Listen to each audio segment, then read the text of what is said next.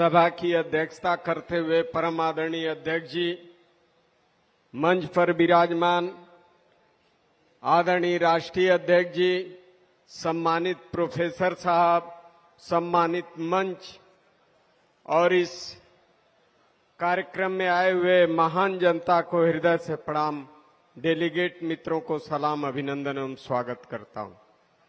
मेरे मित्र, आज शहीद आजम भगत सिंह की जयंती पर उनके चरणों में नमन करता हूं। मेरे मित्र, आज सर्वप्रथम प्रदेश अध्यक्ष पुनः चुने जाने पर आदरणीय नरेश उत्तम को हृदय से बधाई दे रहा हूं और इसलिए और बधाई दे रहा हूं आदरणीय राष्ट्रीय अध्यक्ष जी कि एक सीट पर 50 आदमी भी टिकट मांगेगा तो कोई नाराज नहीं करते हैं। माननीय नरेश उत्तम जी, आपको हृदय से प्रणाम, हृदय से अभिनंदन। और मेरे मित्र, नहीं, सबको संगठन असली है, संगठन असली है। मैं इसलिए प्रणाम करता हूं कि आप सबको प्रसन्न रख के सबके हृदय में आप अपना स्थान रखते हैं। इसलिए जय किशन साहू, सदर विधायक गाजीपुर, आपका बहुत बहुत प्रणाम, अभिनंदन एवं स्वागत करता।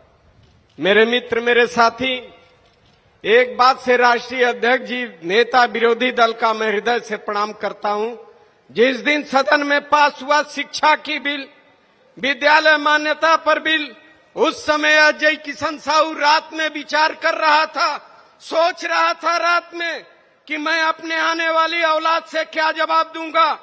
मेरे आने वाली औलाद कहेंगे तुम भी तो उस समय विधायक थे। मेरे बाप दादाओं से भी पूछा जाएगा, मेरे बड़े भाइयों से पूछा जाएगा, तुम भी तो पार्लियामेंट में थे जब इस देश में काला कानून बनाया जा रहा था, तो उनके सामने विरोध नहीं किए तो क्यों नहीं बगावत कर सके।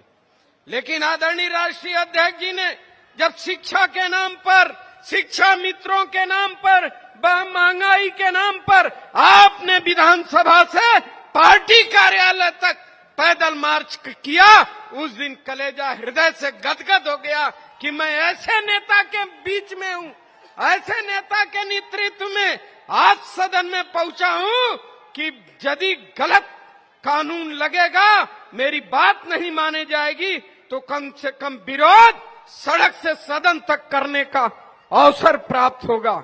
मैं हृदय से बधाई देना चाहता हूं। एक बात अपने नौजवानों से कहना चाहता हूं। मेरे नौजवान साथी, हम भी सब 1996 से टिकट मांग रहे थे। जब रिटायरमेंट का साल 60 वर्ष में पहुंचा तो टिकट मिला है, उसमें कोई शक नहीं है। लेकिन एक बात कहना चाहता हूं मेरे मित्र, मेरे साथी, मैं एक इंजीनियर से पूछना चाहता हूं।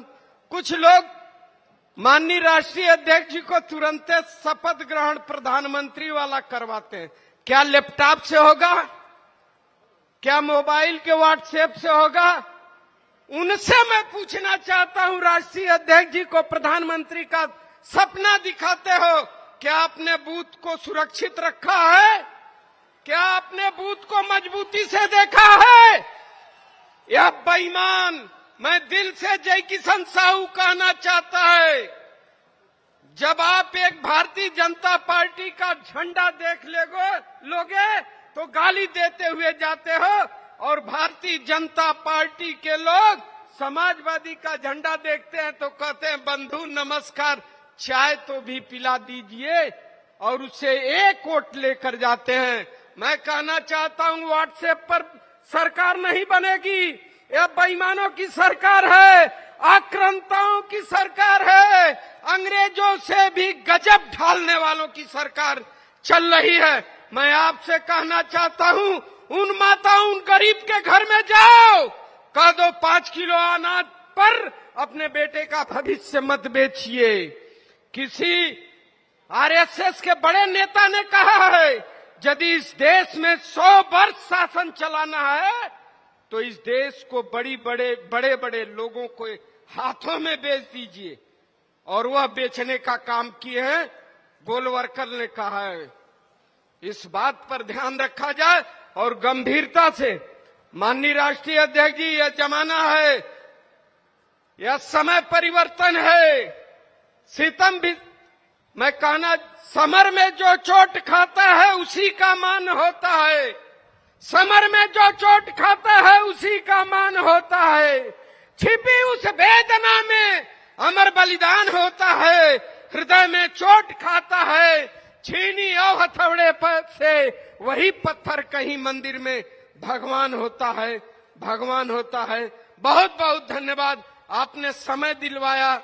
मैं आर्थिक एवं राजनीतिक प्रस्ताव जो माननीय राज्यपाल कश्यप द्वारा प्रस्तुत किया गया, हृदय से मैं समर्थन करता हूं। बहुत बहुत धन्यवाद।